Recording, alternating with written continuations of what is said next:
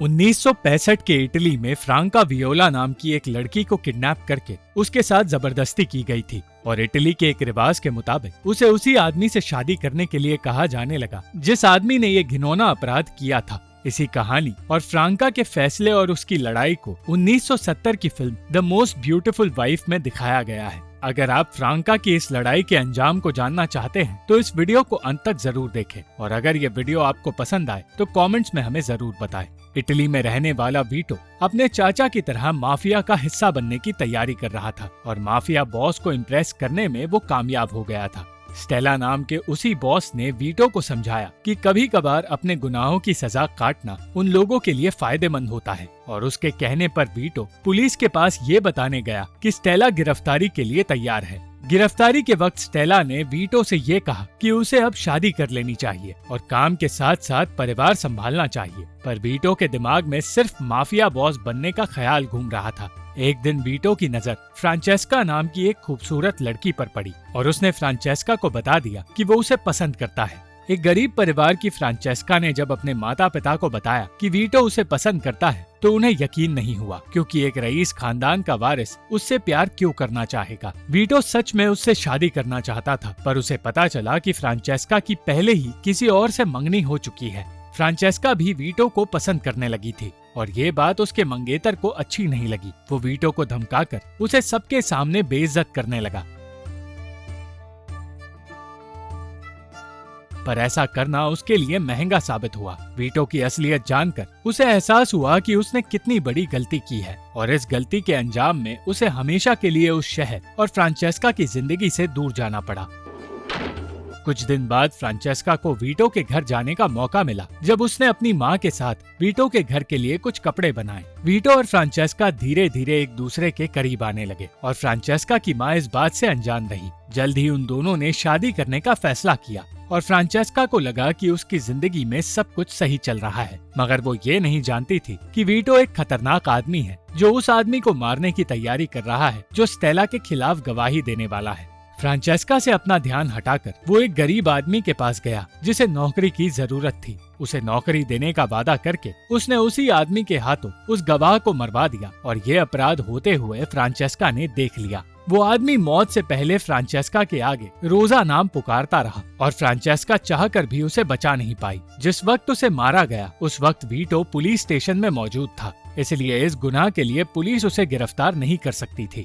अब फ्रांचेस्का के सपनों की दुनिया उजड़ने लगी क्योंकि उसे पता चला कि उस आदमी को वीटो ने ही मरवाया है और वो फ्रांचेस्का को भी सच छुपाने के लिए कहने लगा। वो फ्रांचेस्का को वहाँ से दूर ले गया और फ्रांचेस्का अब तक उसी आदमी के बारे में सोचकर परेशान रही। फ्रांचेस्का को बेहतर महसूस कराने के बजाय वीटो कहने लगा कि फ्रांचेस्का चाहकर भी उसे छोड़ नहीं सकती क्योंकि वो एक गरीब लड़की है और कोई गरीब लड़की रईस खानदान के वारिस को छोड़ नहीं पाएगी। नाराज होकर फ्रांचेस्का अपने घर लौट गई और वीटो का असली चेहरा सामने आने लगा। उसने फ्रांचेस्का को धमकाना शुरू कर दिया क्योंकि वो शादी तोड़ने की बातें करने लगी थी। वीटो ये बात बर्दाश्त नहीं कर पाया कि कोई लड़की उसे ठुकराना चाहती है और वो अपने घमंड की वजह से यही सोचता रहा कि अगली ही सुबह फ्रांचेस्का उसके पास आकर उससे शादी करेगी। मगर जब फ्रांचेस्का शादी के पेपर साइन करने नहीं आई तो वीटो को लगने लगा कि उसका मजाक बन गया है। फ्रांचेस्का से रिश्ता टूटने के बाद वीटो अपनी जिंदगी में लौट गया और ऐसे बर्ताव करने लगा जैसे कि उसे फ्रांचेस्का के जाने से कोई फर्क नहीं पड़ा। इस बीच उसके सामने दूसरी गैंग के लोग आए, मगर उस पर हमला करने के बजाय उन लोगों ने उसे समझौते के लिए अपने पास बुलाया। जब वीटो समझौते से इनकार करने लगा तो उन लोगों ने फ्रांचेस्का का जिक्र किया और वीटो का मजाक उड़ाने लगे क्योंकि उसे एक गरीब लड़की ने ठुकरा दिया है। इस बात ने वीटो के ईगो पर वार किया और उसने कुछ ऐसा करने का फैसला किया जो फ्रांचेस्का ने कभी सोचा तक नहीं था। अपने दोस्तों के साथ मिलकर उसने फ्रांचेस्का और उसके भाई को किडनैप कर लिया और उन दोनों को शहर से दूर किसी घर में बंद कर दिया। इस काम में वीटो की दोस्त क्लेलिया ने भी उनकी मदद की, जो खुद वीटो से प्यार भी करती है।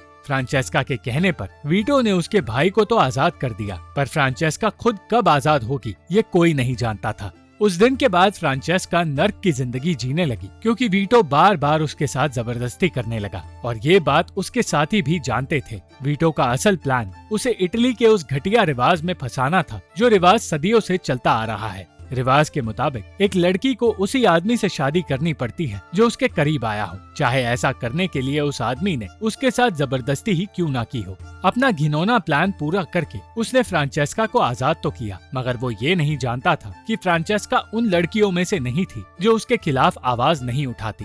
ना चाहते हुए भी फ्रांचेस्का को वीटो की जिंदगी का हिस्सा बनना पड़ा, क्योंकि हर कोई उसके साथ हुई घिनौनी चीज के बारे में जानता था। वो सारे लोग उन दोनों की शादी की तैयारियां करने लगे और फ्रांचेस्का के माता पिता कुछ भी कह नहीं पाए। उसके माता पिता को उन गुंडों ने बताया था कि फ्रांचेस्का वीटो के साथ राजी खुशी रह रही थी, पर जब उन्हें असलियत पता चली तो वो डर गए और एक बार के लिए उन्हें ये भी लगा कि फ्रांचेस्का उनसे झूठ कह रही है। वो दोनों चाहकर भी फ्रांचेस्का को इंसाफ नहीं दिला सकते थे, क्योंकि वो वीटो से डरते थे। पर फ्रांचेस्का दिन रात इसी परेशानी में गुम रही कि उसे आखिर अब क्या करना चाहिए। वो उस औरत के पास गई जिसके साथ सालों पहले वही हुआ था जो आज फ्रांचेस्का के साथ हुआ है। उसे भी जबरदस्ती शादी करनी पड़ी थी, इसलिए फ्रांचेस्का जानना चाहती थी कि उसे क्या फैसला लेना चाहिए। उस औरत की जिंदगी के बारे में जानकर उसने फैसला किया कि वो डरकर नहीं जिएगी और अगले ही दिन वीटो के दोस्तों को उसने बता दिया कि वो पुलिस के पास जा रही है। पूरे शहर को पता चल गया कि फ्रांचेस्का पुलिस स्टेशन जा रही है और उसे रोकने के लिए वीटो ने उसे धमकाने की कोशिश भी की,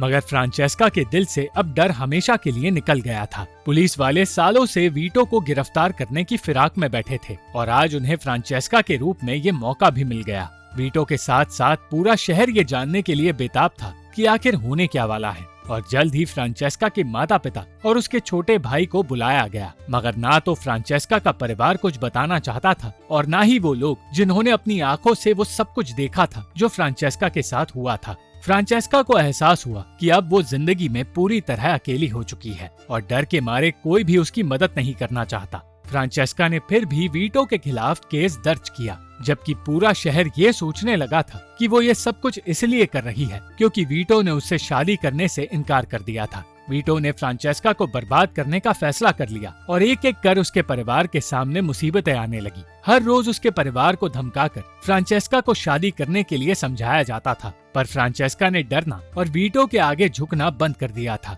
और ये बात वीटो बर्दाश्त नहीं कर पाया। अपना घर और खेत खोने के डर ने फ्रांचेस्का के पिता को हरा दिया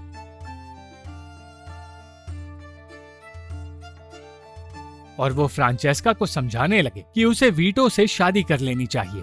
वीटो ने अब तक उस आदमी को छुपा कर रखा था जिसने उसके दुश्मन की जान ली थी और मौका मिलते ही वो उसे देश से बाहर निकालने की तैयारी करने लगा। दूसरी ओर फ्रांचेस्का अपने परिवार से दूर होने लगी थी और हालात बिगड़ गए जब उसके पिता ने बताया कि वो वीटो के पक्ष में गवाही देने जा रहे हैं। फ्रांचेस्का ये समझ ही नहीं पाई कि आखिर क्यों अपनी ही बेटी से ज्यादा उसके माता पिता को अपनी प्रॉपर्टी की पड़ी है, पर उसे इसका कोई जवाब नहीं मिला। तब फ्रांचेस्का ने खुद वो घर और सामान जला दिए जिसे लेकर उसके पिता डरे हुए थे। अपना सब कुछ बर्बाद होते देख फ्रांचेस्का के पिता उससे नफरत करने लगे और उससे बद्दुआएं देने लगे, मगर उनकी बद्दुआओं से ज्यादा तकलीफ फ्रांचेस्का को इस बात से हो रही थी कि उसका इस दुनिया में कोई नहीं।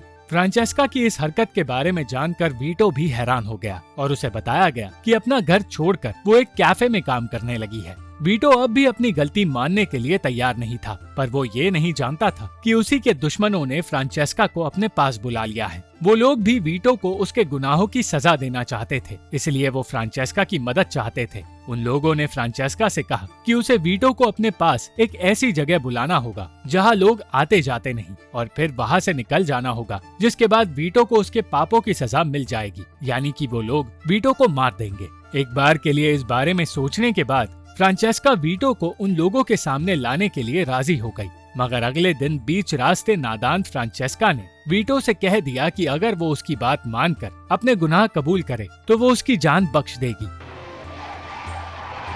वीटो ये तो जान गया था कि उसके दुश्मन उसे मारने के लिए फ्रांचेस्का का इस्तेमाल कर रहे हैं, पर उसने फ्रांचेस्का की मांग पूरी नहीं की। उसे गाड़ी से उतारकर वो अकेला उस जगह चला गया जहां उसके दुश्मन उसका इंतजार कर रहे थे और वीटो को पता चला कि जिस आदमी को वो पुलिस से छुपा रहा था वही वीटो को मारने वहां आया था। वीटो के सामने आते ही डर के मारे उस आदमी ने अपनी जान खो दी और वीटो जिंदा बच गया। वापस लौटकर वीटो को पुलिस स्टेशन जाना पड़ा जहां फ्रांचेस्का एक आखिरी कोशिश करने के लिए उसका इंतजार कर रही थी। सब कुछ ट्राई करने के बाद फ्रांचेस्का ने इमोशनली वीटो से सच बुलवाने की कोशिश की ताकि इमोशनल होकर वो अपना गुनाह कबूल कर ले, पर वीटो ने उसकी बात नहीं मानी, बल्कि उसने फ्रांचेस्का की और बदनामी करते हुए कह दिया कि उसके अलग अलग लड़कों के साथ अफेयर्स थे। और जब ये बात वीटो को पता चली तो उसने शादी से इनकार कर दिया और इसी बात का बदला फ्रांचेस्का अब ले रही है। पुलिस ऑफिसर ने एक बार फिर फ्रांचेस्का को समझाया कि अगर वो इस केस को कोर्ट तक ले गई तो उसे बहुत कुछ सहना पड़ेगा,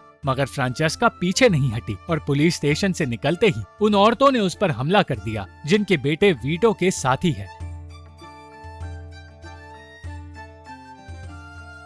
इतना ही नहीं, चर्च के पादरी ने भी उसे शादी के लिए तैयार होने की सलाह दे दी। कुछ देर बाद फ्रांचेस्का को पता चला कि वीटो के साथियों ने एक और लड़की के साथ गलत किया था और जब उस लड़की ने आवाज उठाई तो उन लड़कों की माओं ने उसे भी पीट दिया। ये सब कुछ देखकर अब फ्रांचेस्का के पिता और चुप नहीं बैठ पाए। उन्होंने पुलिस स्टेशन जाकर गवाही दे दी और अंत में वीटो को पता चला कि पुलिस उसे और उसके दोस्तों को गिरफ्तार करने उसके घर आ रही है। आखिरकार फ्रांचेस्का की लड़ाई खत्म हुई, उसकी जीत हुई और वीटो को उसके गुनाहों की सजा देकर उसे जेल में डाल दिया गया। वो लोग जो फ्रांचेस्का की बदनामी कर रहे थे अब उसकी तारीफ करने लगे, पर फ्रांचेस्का के लिए इन तारीफों का अब कोई भी मतलब नहीं रहा।